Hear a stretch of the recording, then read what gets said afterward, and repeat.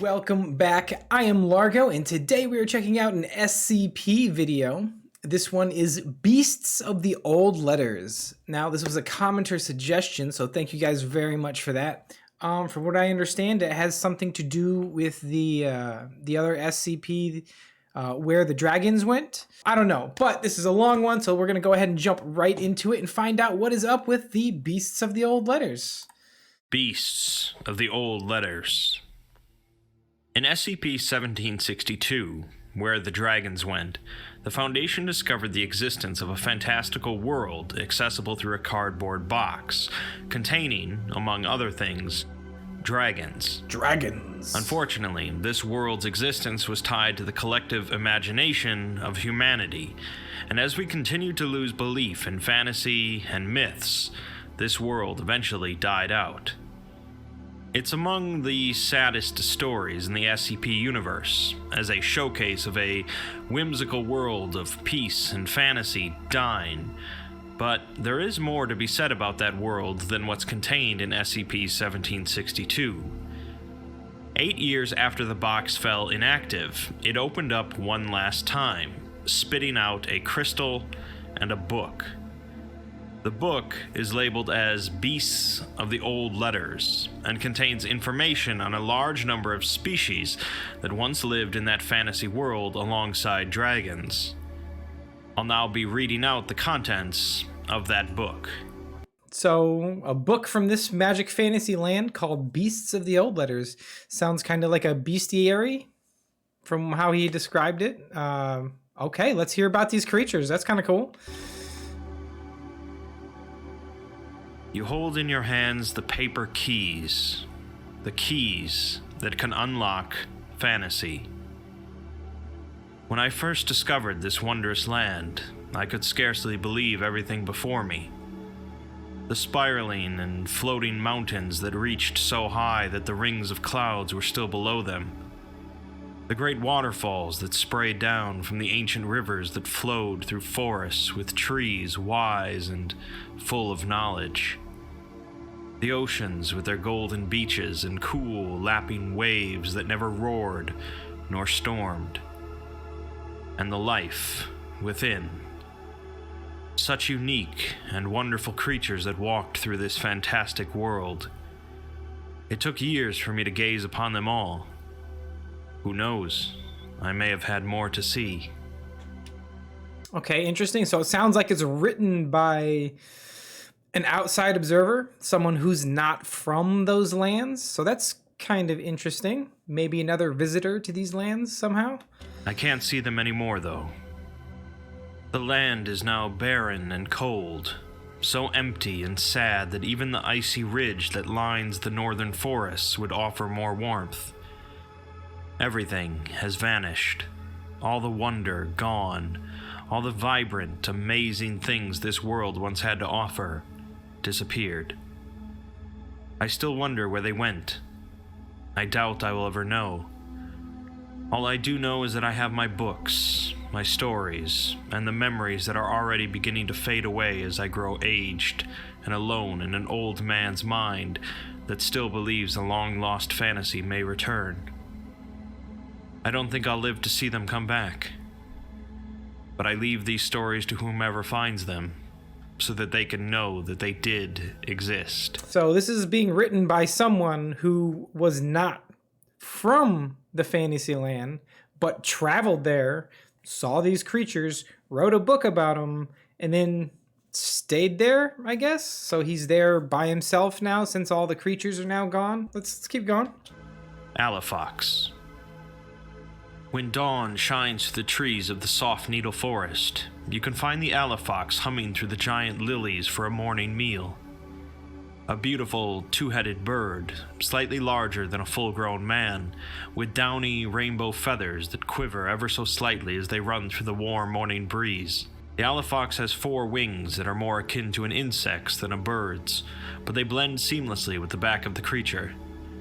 They are jeweled and delicate, and they catch the early rays in such a way that they glint and shimmer. The alifox's heads each sport a single large crest which changes color from one bird to the next. Their eyes are round and a deep purple, their beaks gold and slender, and their cries, the cry of an alifox, is sublime, a smooth, crisp, and echoing warble. The heads take turns as they call out, one rising, one falling, one rising, one falling. Alifox eggs are pure white until the chick comes close to hatching, during which they will turn vibrant shades of pink, green, blue, and gold. The chick is no larger than a hand, and like any other infant bird, naked and blind for weeks. The first coat of down is white as well, but as it grows older, colors will show through, layer upon layer until a full array of hues coats the bird. I had the great privilege of seeing an alifox nest myself after many years of exploring the soft needle forest. Before, I had to rely on the records and drawings from the dragons. They are built on the ground, nearly as wide as a dinner table, interlaced with the branches of the thorny ivy to keep predators away from the chicks.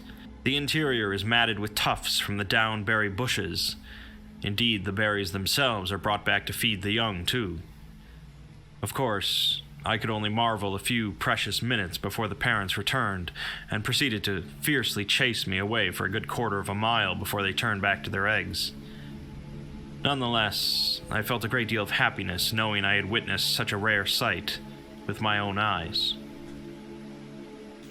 All right, a vibrantly colored, multi-headed bird creature. Starting off very fantasy-landish already. All right, but I like the imagery. Bunkles. Bunkle. An enigmatic and, dare I say, frightening creature the bunkle is. Oh, Bumkle. I still kind of like the name. It's kind of fun to say, Bumkle. The dragons themselves say they do not know how or when the bunkles arrived in the Black Rock Forest to the north, but they have lurked within those rugged trees for centuries now. I dared not travel into the Black Rock Forest alone. That place crawls with animals of the night and is a place of mystery and fear. The good wizard, Garin, and the dragon, Darwenth, accompanied me all the way, and I am forever grateful for their willingness and courage. As the Black Rock Forest loomed nearer, I began to remember tales of bunkle encounters. Some poor, brave soul who went exploring alone when the Ashen Trail was not yet made. What dreadful and terrifying experiences they must have been. Half a mile into the trees and the sunlight was already almost completely blocked out. We relied on the soft glow of the carpet moss and ringed mushrooms. The mosquitoes were vicious to the wizard and I. Another 15. It's a fantasy land and they still got mosquitoes. That's fun to know that they exist even in the realm of make-believe. You can still get bitten up by mosquitoes. Minutes of walking, and we saw our first bunkle. Or, to put it more accurately, bunkles. 5 of them, all hunched over as they crooned over a carcass. Bunkles. From the dim glow of plant life, I could see the muzzle of what may have been a wattle grunt. All of us halted, afraid to disturb the creatures. Easily 30, even 40 feet tall. A single clawed, bird-like foot and leg that rose all the way without any other limb or torso until it connected with the head. A giant, rounded thing covered in thick, matted down. Their 2 enormous eyes that shone like moons, casting light onto the dead wattle grunt and illuminating the dead creature more than I would care to see. They say the eyes of a bunkle hypnotize and put the unfortunate gazer into a state of shock and terror. Had we not immediately frozen, they may have turned to us as well. Ah, yes. The old warning they always give you. Never stare directly into the eyes of a bunkle.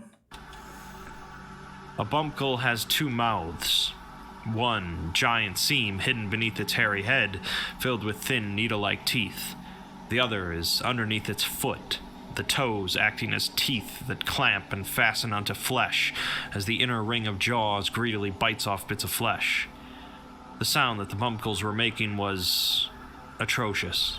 Did not expect that. A mouth on the bottom of your foot, and you use your toes like little fingers to shovel food into your mouth. Wow, that's weird imagery. We stood there silently for the next half hour.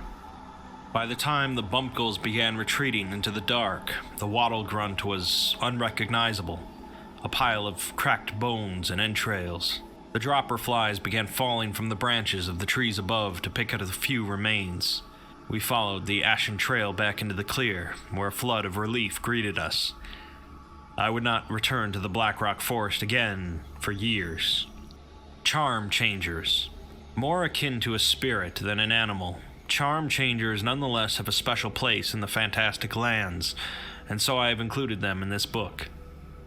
With their intense curiosity and the near limitless variety, charm changers can be found in any place so long as magic exists there.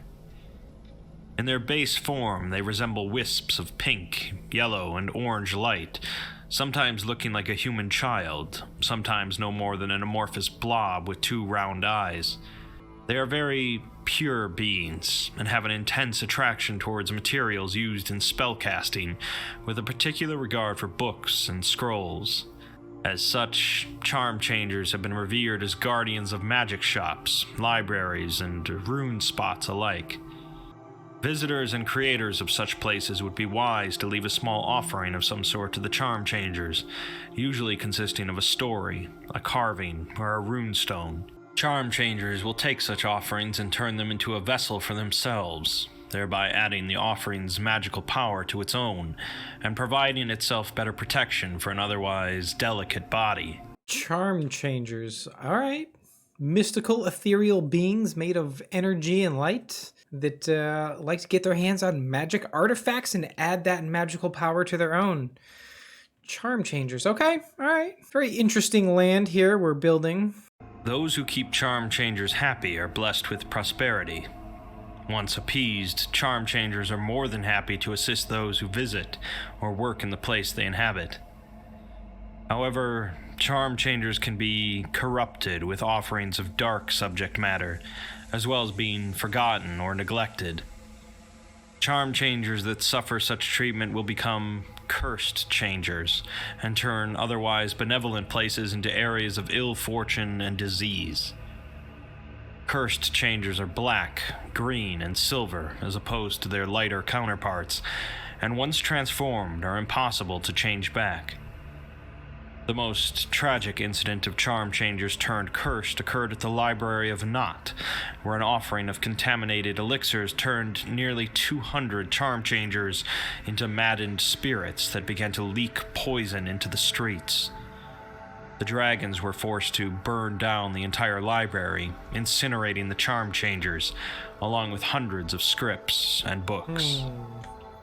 There's a lot going on here in this fantasy land. You would think that a lot of it would be, since it's directly influenced by people's imaginations, I don't know, you would think that a place made purely of imagination would be a little bit more happy, I guess, friendly, but okay, I guess people's imaginations can be really dark too, so I suppose it makes sense.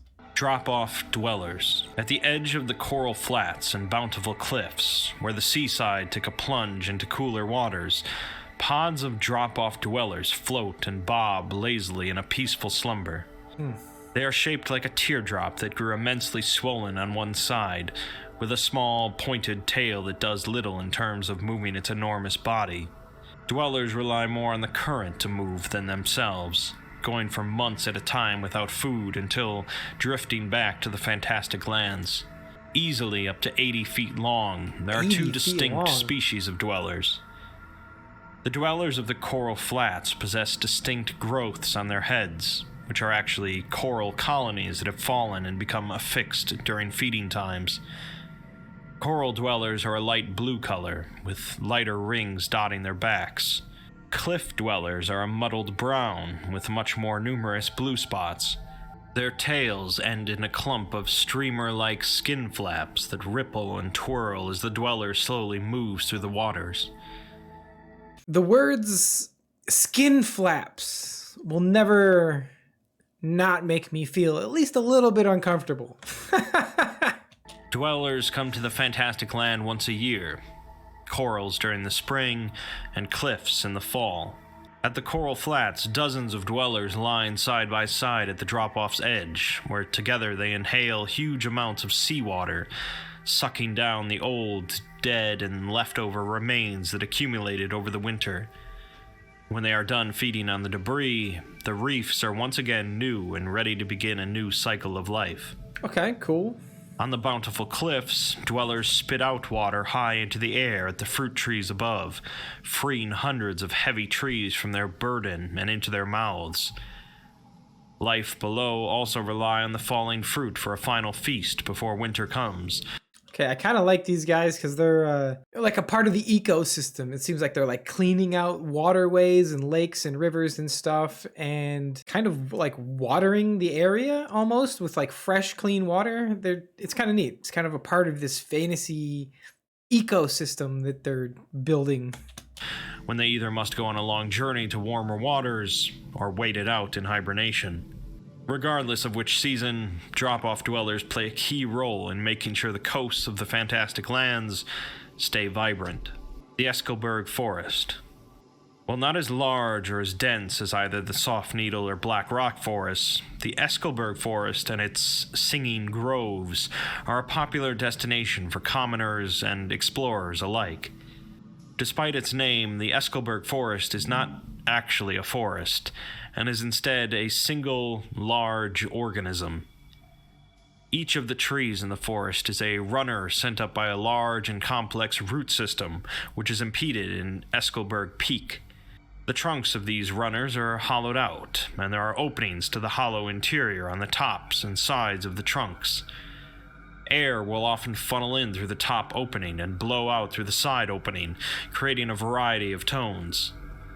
The leaves on the branches of these trees grow in a curled, funnel-like shape.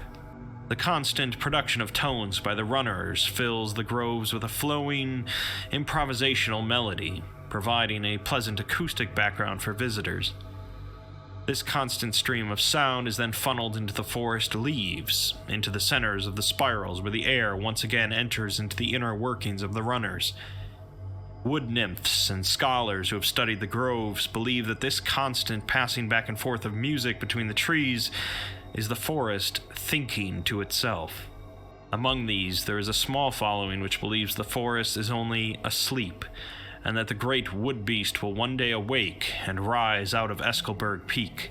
Yeah, I don't know, man. If it's a single entity, if this entire quote-unquote forest is just one entity, and it seems to be able to pull air down through these hollow trees into itself. Like, I mean, it's like it's breathing. It's pulling air in and expelling air out, creating these sounds as a side effect. But I don't know. It does kind of sound like maybe this is a one giant, massive creature that's sleeping right now. And if this thing wakes up, it'll be certainly a massive beast. That's for sure. The unique hollowed-out trunks of the Eskelberg Forest provide habitats for numerous small animals, including sizable populations of burnt woofle and zootru. And you gotta love the names too, right? They're just like, all right, yeah. It's like a Rick and Morty episode. Yeah, all right, we got the flim flams and the flip flops and the goober hoppers. And don't forget, if you meet a jingle hopper, don't pet it. Do not pet the jingle hoppers. Like, just random words. The forest is also the only location in which the bulb nut squirrels are found naturally. Oh, of course. This vibrant ecosystem makes the forest popular among amateur naturalists and seasoned explorers alike. Fire mains. Intensely proud animals, fire mains roam the Xianu plains in prides ranging from 10 to 15 members. Closely resembling a lion at base, fire mains are so named for the scarlet, iridescent hairs that ring the necks of both the male and female, and race down the sides and backs in horizontal stripes. This fur is highly prized as material for clothing, though there are very strict laws placed on fire mane hunting. However, unlike the lion, fire manes possess two pairs of antlers that rise regally from their heads behind the ears like a stag, and race across the savanna on three pairs of scaly, reptilian legs. So this is a fully functioning society, essentially, with hunting rules and regulations, which also means there's some kind of a court system that is both laying down these rules and enforcing these rules. Okay, all right. For Fantasyland, it seems to have everything. It's right, fully functioning, operational. It's got a working, functional ecosystem. Apparently, there's a working, functional court system and system of governance here in this make-believe fantasy land. Okay, all right. Somebody out there is having, I don't know, maybe it's lawyers and judges out there who have fantasy imaginations of court proceedings and writing and enforcing laws. I don't know. Let's keep going. Firemanes love the thrill of the chase while in pursuit of prey, often purposefully letting the prey go should they catch it too quickly. While some may say this game of catch and release is cruel, it is nonetheless a fascinating spectacle to see, as the firemanes become a flaming blur on the grassy fields. While not hunting, they can be seen racing each other, and if approached with caution and presented with respect, other beings such as wizards, elves, and even dragons. The firemane, for whatever reason, sounds like a Pokemon. Isn't there a Pokemon like that? It's like a lion or a dog or something that's on fire. I don't know. It sounds like a Pokemon to me. Lucky few have been blessed with the fortune of even riding them. A magician I knew named Gyang told me his account of riding a firemang he befriended years ago. He said at first he held on for dear life as the beast took off, but as he gained his hold, it was an exhilarating and unforgettable experience. As he and the firemane raced through the night sky, they almost looked like a comet flying along the ground. That's kind of cool. Gyro gliders, a type of newt-like creature native to the beaches and cliffs of the southern sea. Gyro gliders are unusual for amphibians because they possess fully functional wings, or something close to them at least. Okay. These wings resemble long, webbed fins that can open and close like a fan when the gyroglider contracts and relaxes its muscles. There are two pairs, stacked directly on top of another, with the bottom set slightly longer. Unlike birds or bats that flap their wings up and down, the gyroglider spins its wings in a circle, the top set turning the clockwise, the bottom in reverse. Gyrogliders are thrill seekers, particularly the males.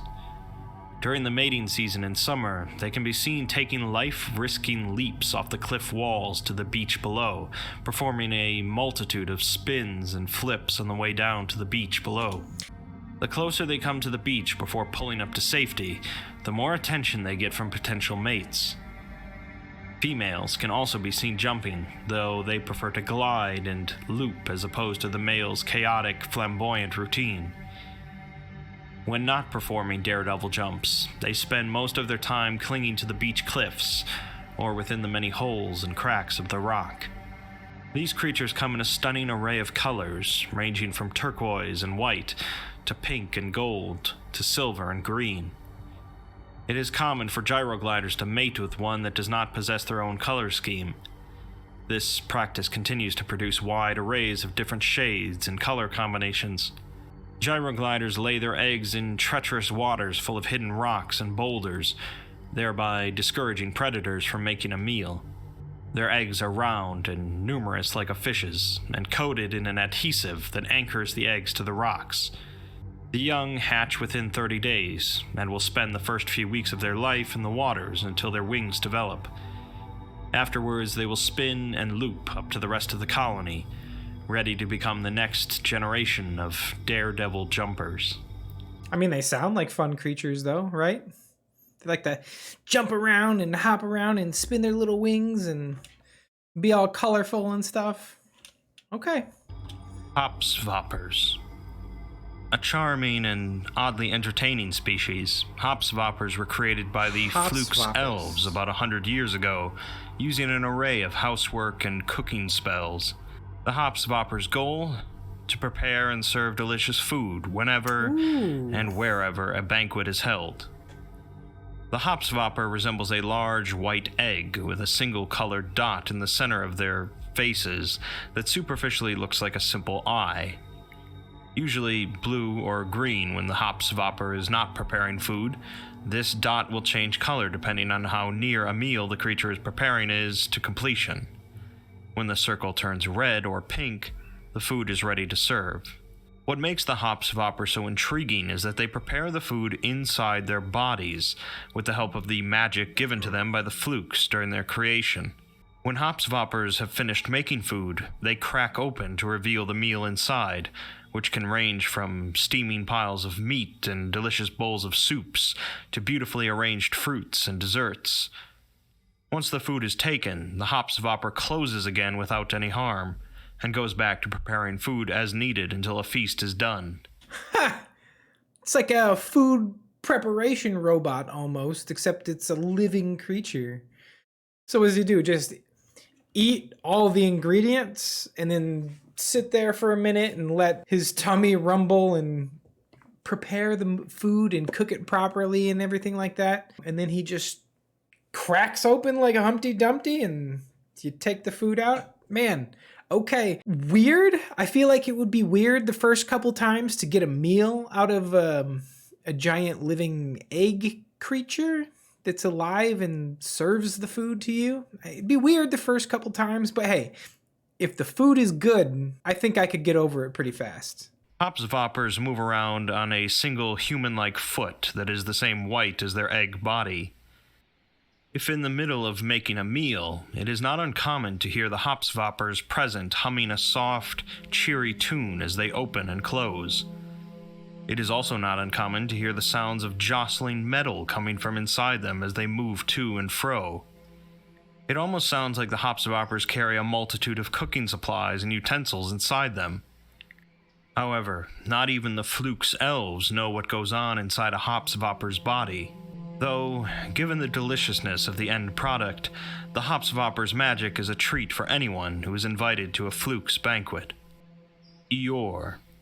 Eeyore. As a certified zoologist, it's my job to venture into any and all regions in the fantastic lands to discover new species.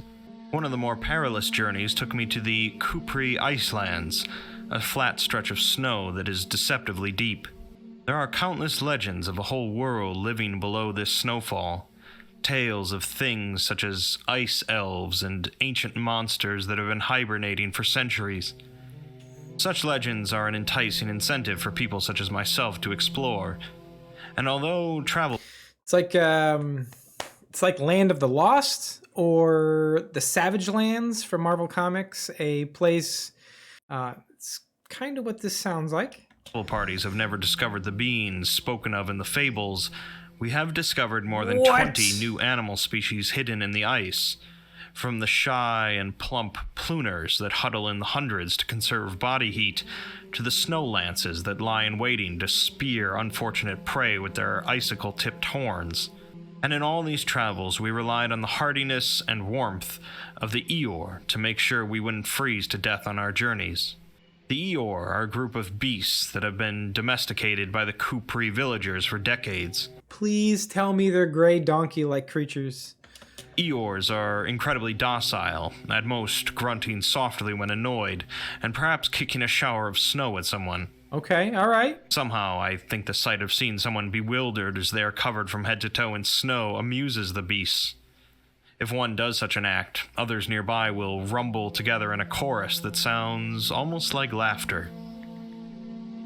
Eeyores walk on 4 legs arranged like a cross that are as thick as tree trunks, with strong, flat feet that allow them to walk across the deep snow without sinking. Their heads are small relative to the rest of their bodies, and is reminiscent of a turtle. Large folds of fat that are surprisingly warm line the Eeyore's back, and store the necessary sustenance for the animal in times when food is scarce. However, the most fascinating parts of the Eeyore are the large, multiple fin-like growths that ring the sides of the fat folds. Made of hollow bone at the base, these fins are transparent and shine an iridescent white during the short times of sunlight in the Kupri Icelands. In just a few hours of sun, these growths can absorb and retain an astounding amount of heat for the cold nights. Whenever we would camp, the Eeyore would spread these growths like a fan. The fins would glow red with the warmth and calm of a comforting fire, and no matter the frigid temperatures around us, with the eeyore, we would always sleep peacefully. Eeyore taking care of his people. Kind of a friendly animal that acts as a kind of like a portable heating lamp, right? Useful. All right. Jorthwax. Jorthwax. Jorthwax have long been used by the various diminutive races of the Fantastic Lands for transport, racing, and beasts of burden. In at least one of the pixie societies in the Midlands, a pixie's wealth can be determined by the size and quality of their herd. Even the largest Jorthwax that I have seen was small enough to fit in my hand, the perfect proportion for most of their masters. In terms of their head and body shape, their appearance is similar to a cross between a horse and an antelope. Out of the head grows a pair of relatively large, curled, branching antlers. Each Jorthwax possesses 6 legs, very similar to those of a cricket, which they use for leaping. Jorthwax come in a variety of vibrant colors, most commonly pinkish red and green, but blue and gold varieties also exist, though these are more commonly reserved for knights and royalty. One of the historical accounts including Jorthwax that I find most interesting is the Battle of Kor. For several years, a war had been raging as the mobbish sprites attempted to drive the invading Korish gnomes out of their territories. The wizard Klond granted the sprites a boon by increasing their size so that they might fight on equal footing with the gnomish forces. However, during their charge, the sprites' Jorthwax also increased in size. After overrunning the gnomish forces on the field of battle, the sprites were able to use the newfound leaping strength of their Jorthwax to breach the gnomes' secluded mountain stronghold of Kor, forcing peace and bringing the gnomes under their rule. Croffer door shards. Approximately 200 years ago, in the Second Dwarven Empire of the North, King Kurthik IV commissioned a massive treasury to be constructed within Mount Croffer in order to house the kingdom's supply of gold. On the southeastern face of the mountain, an enormous door to the treasury was placed in the cliff face.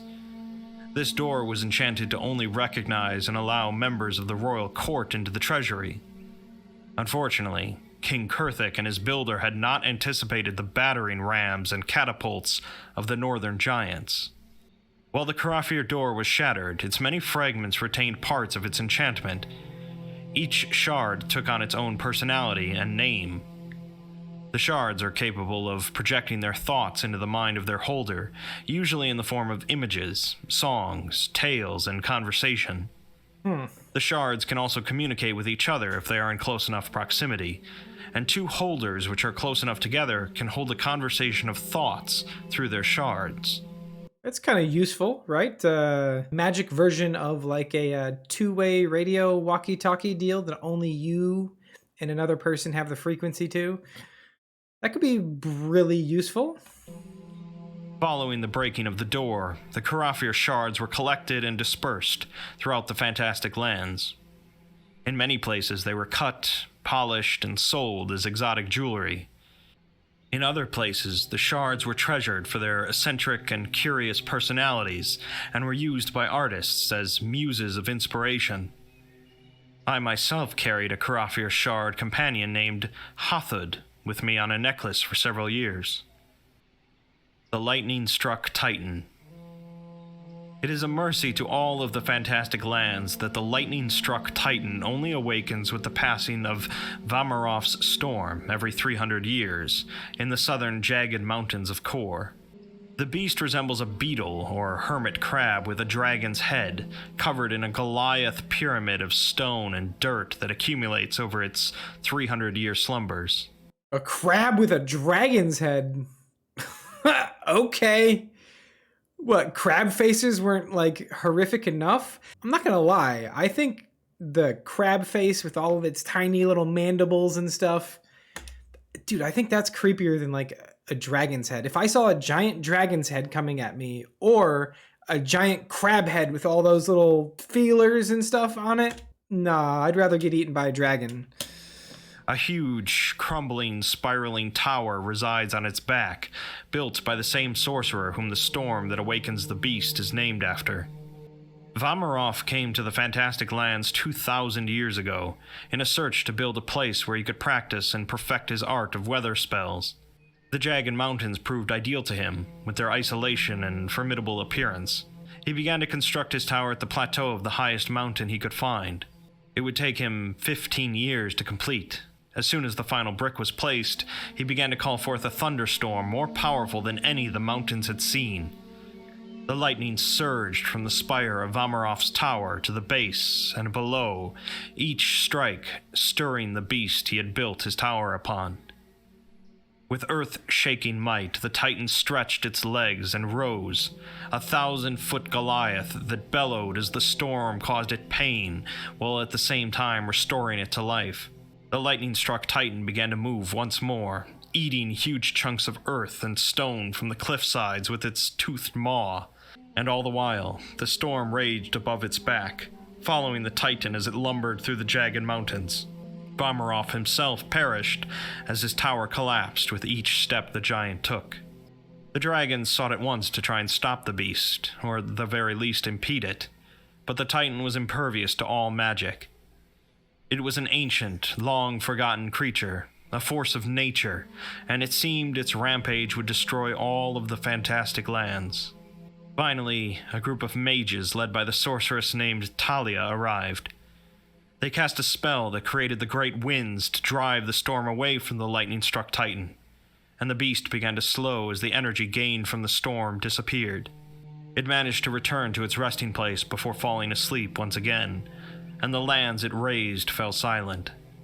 Talia and her group were hailed as heroes, and they turned their efforts to restoring the damage done by the Titan.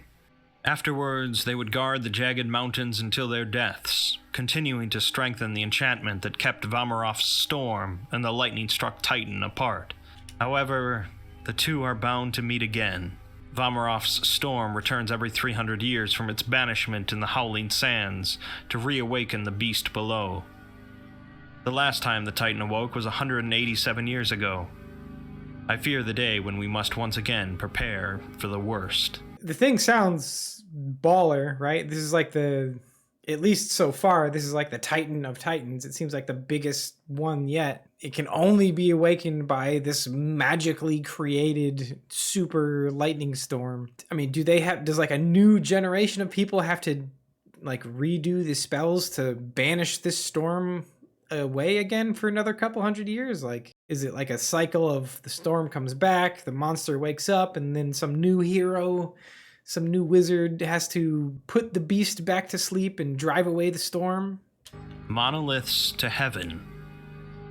In the flat southeastern plains of Xianu, a group of creatures live in a group that grows by a mere one member at the beginning of each year. The monoliths to heaven. Each monolith is less flesh and more stone.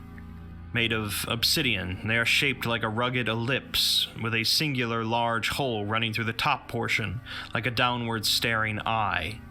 Two spindly legs jut out, then fall to the ground from the center of the monolith. Legs that look like they would never be able to support a creature of a monolith's mass. However, the monolith's deep magical ties with the stars allow them to stand for the long walk they must undertake every new year. Monoliths travel between two locations, and two locations only. One is the site of a meteor, a crater that spans 1,000 feet wide.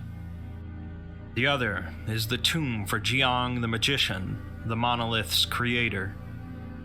Known for his near-eccentric obsession with the stars, Jiang frequently ventured to the Xianu plains with stargazing gear, constantly looking for what he claimed to be the heavenly planet. Such a planet is vaguely described in old Xianu texts, but only as a folktale, a legend. However, until his dying breath, Jiang believed the heavenly planet to be more than just a myth, and so created the monoliths to carry out his work when he himself could no longer achieve his dream. Until the week before the new year, the monoliths remained buried in a ring around Jiang's tomb. During this time, the holes in their bodies create various patterns as the sun rises and sets. Once eve falls on the week before the new year, the monoliths rise from their slumber one by one. and it is during this time one can see Jiang's determination to ascend to the heavenly planet. The tallest current monolith towers a staggering 600 feet in the air. Oh, those are big. Each following monolith is 50 feet shorter, for a total of a dozen. As the sky darkens, the monoliths begin a slow 50-mile walk to the crater site, with only the starlight to guide them. As they walk in descending order, they almost look like the stairs of a giant's castle. On the dawn of the new year, when they have gathered in the center of the crater, the birth of a new monolith begins. Still in their descending order, the light of the new sun shines through the holes of the monoliths to the ground, illuminating the spot where a new member will rise from the ground, born from the fragments of the meteor that struck the fantastic lands 2,000 years ago. This new member will become the new tallest monolith, the next stepping stone to Jiang's fabled world. Once the new monolith takes its place at the front of the line, the stone giants begin their walk back to the grave of their master, where they bury themselves once again until the next year. Seem to be artificially created creatures, these monoliths, all black like obsidian, and they can walk from point A to point B. The concept of them being sequentially larger, getting a new member every year is kind of interesting. I guess they all have a hole that lines up in them too, which is when the time comes once a year, they all line up in just the right way that a beam of light can shine through those holes, shoot through all the monoliths, mark a spot where a new monolith will rise up. This sorcerer, I guess he's literally building a stairway to some kind of magic world. It'll be interesting to see. Well, I say it'll be interesting to see. Not like we'll ever see the fulfillment of this, but I'm curious about, what actually happens. How many monoliths does this sorcerer need to complete this ritual? Like, will he actually be able to ascend these steps, these monoliths, to, godhood or whatever it is he's trying to achieve? I don't know, but pretty interesting. Note people. In all my travels throughout this fantastic world, the note people that live in the eastern plains of Darius stand out as the most unique and wondrous creatures. The note people. Living music. Created 200 years ago when a sorcerer... Oh, note people. For some reason I was thinking note people like, like a piece of paper, but he's talking like notes, like musical notes. Gotcha, okay. Called Eliana sought to create enchanted musical instruments capable of producing the most beautiful sounds ever heard. Instead, she created the Note People. As the spell intended to make a symphony progressed, the ink and notes inscribed on the enchantment papers quite literally flew off the parchment and began to coalesce in a swirl of sound and symbols. They took on the shape of their creator, creating the first Note Woman. Eliana would grow old, but the Note Woman continued to stay with her, forever playing music when her creator desired it. Eliana would create dozens more of its kind before she died at an age of 152 years. The Note People themselves would carry her body away into the plains they now inhabit. The sound that the harp reeds and grasses make while blowing in the wind greatly appeals to their kind. The Note People today are just as, if not more, talented in magic and music. They delight in having visitors to entertain, oftentimes taking whoever comes across them by the hand and bringing them to its friends. It is rather odd to be touched by a noteman. The notes and lines that make up their bodies are nearly flat, working together to make a three-dimensional form. Yet they feel cool, almost like thin, delicate paper. They can shift their bodies into whatever form they please. I've even seen Note People exchange and mix their music to produce sounds that they could not accomplish on their own. Huh. Note People have a special affinity for the starlight moths that provide lights to the plains in the night. Being inky black themselves, Note People will often try to capture the starlight moths within their bodies to make themselves visible for nightly performances. It was during such a performance that I was able to witness the Note People for the first time on a warm summer evening. with the harp reeds and grass humming softly along with the music of the note people, it will be an experience I will never forget. It's kind of cool. All right, guys, we're going to go ahead and stop it here. It's a pretty long video, so we're going to make this 2 parts. We will be dropping part 2 tomorrow, so make sure you join us for that. So far, man, Beasts of the Old Letters, man, this is kind of a wild one. It's a big one. It's a long one. Covers multiple creatures. None of these creatures are technically SCPs because none of them are really, aside from this book that the Foundation has found, they really don't have any evidence that even any of these things are real. I find it pretty interesting that even though this is a realm of reality that's directly influenced and impacted and essentially created by the imaginations of people, that there's so much to it that's grounded, like, you know, like I was saying earlier, like apparently there's courts and people making laws, people enforcing laws, people go to work and have jobs, people grow old and die. And you would think that in a fantasy world of make-believe that, you know, people wouldn't have to go to work or they wouldn't age. So it seems like they're trying to at least make this fantasy world at least a little bit grounded. You know, there is a passage of time, there's wars, conflict, all kinds of stuff. I kind of like the egg dude that makes your food for you because, you know, who doesn't just love delicious meals that you don't have to cook yourself, right? That seems like a win-win to me. The note people that can play music is also pretty cool. Some of the other creatures that kind of fit into the environment and the ecosystem, I do like that symbiosis between the land and the creatures. And of course, the giant monolith creatures, the Stairway to Heaven, and the lightning colossus or whatever it is that's so big that it's only awake during a massive thunderstorm. That one's kind of neat because it's like, is it getting this energy to get up and move around and cause havoc from the lightning? And without being struck by electricity, he simply doesn't have the juice to get out of bed. Really enjoyed the suggestion, so thank you very much for that. The commenter suggestion was awesome. With that being said, we're going to go ahead and wrap this up. I enjoyed the video. I hope you enjoyed the reaction. If you did, go ahead and hit that like button. As always, consider hitting that subscribe button to help the channel out. And as always, guys, leave a comment down below. What other videos should we check out in the future? Thanks so much for stopping by. Thanks for watching the video. Take care of yourselves and have a great day.